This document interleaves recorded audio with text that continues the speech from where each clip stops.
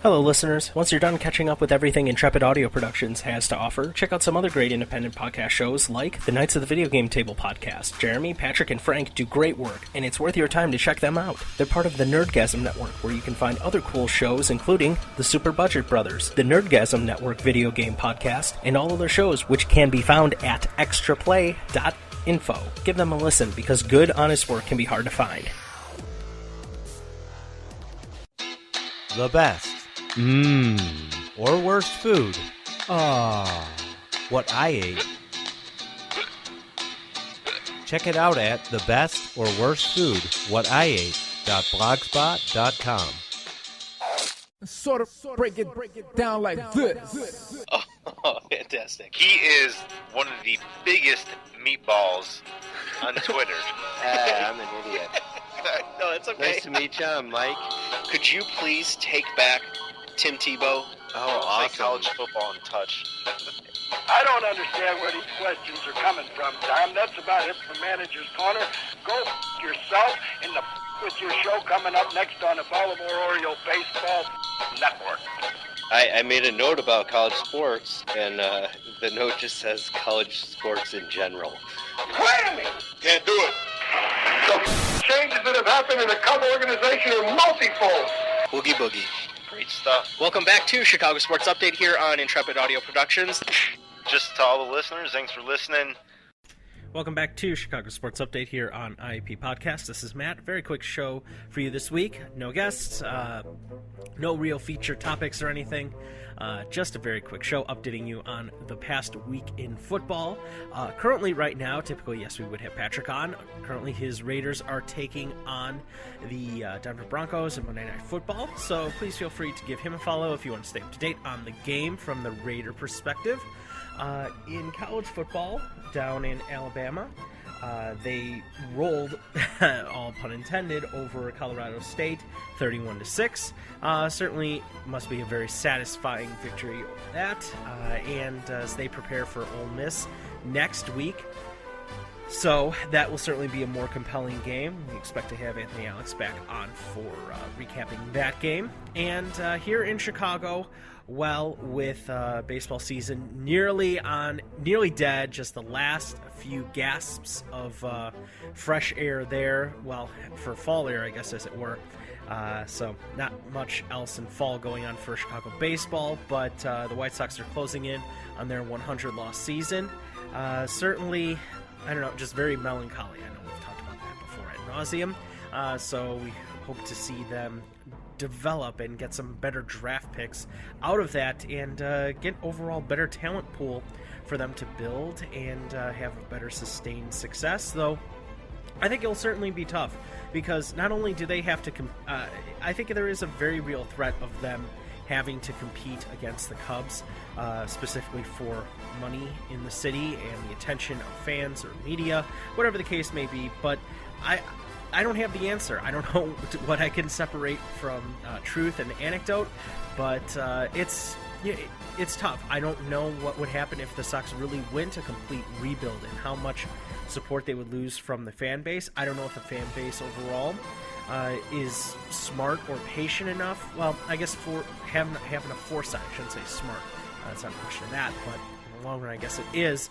But have the foresight and the patience and wherewithal to be able to weather having a couple of down seasons in order to get some really potentially very good draft picks and have them become individuals to have sustained success. They can do that with pitching just seemingly on a regular basis. They just seem very good at that. Having Chris Sale, finding Addison Reed, developing pitchers and getting them through their system. I don't know, maybe their minor league system is just in the pitching leagues, and that's where they're going to see their success. But I'd really like to see somebody actually come up that can hit, be reliable defensive, and be a reliable everyday player that is not a pitcher. So we'll see what happens there. The offseason will certainly be interesting. I seriously hope they don't go stupid and just spend money and have somebody hold them down in payroll for the next couple of years, just like what happened with Adam Dunn I seriously hope that doesn't happen. I don't foresee it happening. I don't see them going after a Robinson Cano, or I would certainly hope not a Jacoby Ellsbury or Curtis Granderson, simply because free agency, by the time they're hitting these good players and these all-star caliber-esque players hit free agency, they're really on the downswing. And I think that's kind of what we've really seen right here and now as baseball turns and as that baseball world shifts back to something that we haven't seen in nearly close to 30-40 years. So it's a good long time, but we'll see what happens, and I hope they're ready for it. I don't want to blame Jerry Reinsdorf for just being doom and gloom about him, because he's been a very good owner to the city.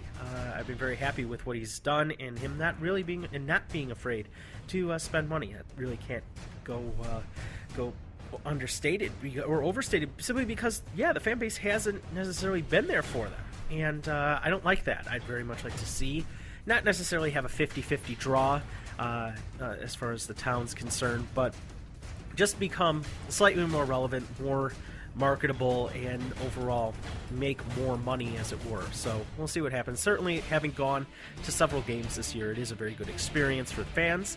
I hope word gets out, and I hope that they are able to get more fans, and certainly winning is the best form of marketing. So sustained success typically leads to winning, which can lead to more loyal fan base. So the Rays, they seem to be the antithesis of that. So we'll see what happens with that as the offseason approaches, and honestly, it can't come soon enough. Over in football, yes, the Bears won on Sunday night against the Steelers. Yes, my co-host from Lag Free, Matt, certainly was disappointed. I believe he went on a media blackout, not just for that, or social media blackout, that is, not just for the Steelers, but also for Breaking Bad, as I'm sure he'll get into that on the next edition of Lag Free. So, very exciting game by the Bears. Certainly dominated the first half, going up big, letting them come back in the game. Certainly not, I don't want to call it resting, but certainly diverting from the offensive game plan from what they were doing before. I guess the way, maybe it's just me as a Bears fan transitioning into this new Trestman offense and this new style that is a radical shift in the Bears. I don't necessarily expect them to be full throttle all the time. I don't need some college-style offense that is going to be something like what we saw with Ohio State in nearly putting up 80 points against their competition, and much less competition that they had. But I don't need to see 50-to-something games. You don't get any extra points for winning or style or anything like that. I don't know. I guess I'd just like them to be able to be solid on all phases, and certainly that seems to be the case.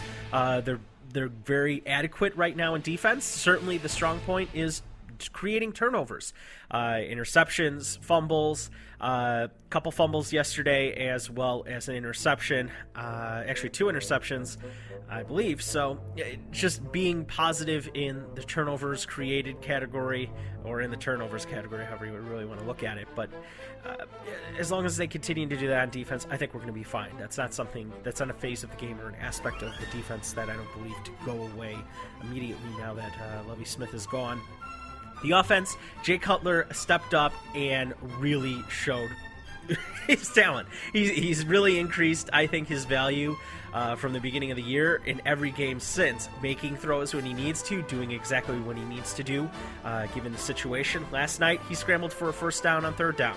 That's exactly the case that he needed to do. Not only did he not slide, but he made sure that he was going to get the first down when he needed to and where he needed to, so kind of lowered his shoulder and rolled into the tackle. I'm very happy to see that.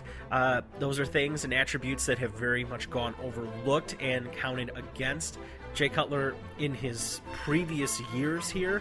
Media certainly swarming on him every now and then about, typically national media swarming on him, saying that he's not tough, he doesn't care enough for the team.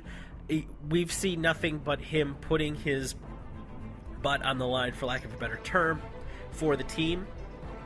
and doing what's good for the team in order to win and put them in a better position to win, pulling guys away from stupid penalties, eliminating that threat, making amazing throws when he needs to.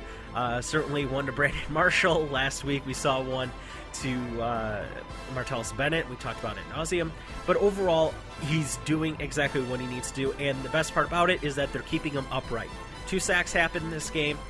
That's something that today in Mark Trestman's press conference addressed, saying that's not what we look to do. We want to keep Jay Cutler upright, and when he is comfortable in the pocket and he can step up and throw and read the defense, he's showing you what he can do. They've got a 3-0 record. Fans are very happy with that. It's certainly, a breath of fresh air, and it's something new and exciting, and they're doing things that traditionally and for a significant, pretty much my entire lifetime as a Bears fan, they've never done. So I'm very happy to see that.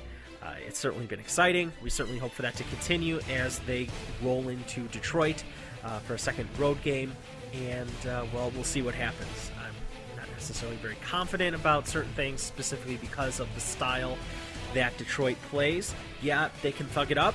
I certainly expect them to. I really hope that the Bears can just be disciplined and not fall for stupid penalties, not get into some street fight, and just let them make mistake after mistake, personal foul, all those sorts of fun things, unsportsmanlike conduct that the Lions are truly known for, especially these last couple of years, especially since drafting Dominican Sue. So we'll see what happens this Sunday. Certainly very much looking forward to it. That will do it for us here. It's been fun in the picks game. For all of you, that are in the picks, please be sure to get your picks in before, either the first game, but also the games that happen on Sunday. So take your time to do that, but it's still fun. Yes, we are giving away a $50 NFL.com gift card. So before, again, the player that has the most points that is not a Chicago Sports Update host. So yes, the 3 of us are out of it, but we still do it for fun. It certainly is fun, and this past week being upset week, wasn't kind to anybody. So with that, we will talk to you next week, have a much more in-depth show, and have a lot more commentary, views, and all those sorts of fun things here on Chicago Sports Update on IAP Podcasts. Thanks for listening to Chicago Sports Update here on Intrepid Audio Productions. You can find us on Facebook and Twitter by searching IAP Podcasts, all one word. We make it easy to listen to us at home or on the go because you can subscribe to us via iTunes or on your browser at Spreaker.com. Listen to us on the go with the Stitcher Radio app, available for all smartphones. Want to interact with the team directly? Leave any questions, comments, or feedback you may have at our Facebook page. You can also like our page to know about special events, shows topics, and listen directly on our page to new and past episodes. Feel free to email us anytime at iappodcasts@gmail.com. IAP Podcasts, pioneering the best in independent podcasting. Don't you spend enough time waiting for patches, system updates, and even worse, title updates? On Lag Free, we won't waste your time, and we talk about the topics that you want to hear about in a decidedly different fashion. No scripts or forced sides here. Listen to Lag Free, recorded and released regularly on Intrepid Audio Productions.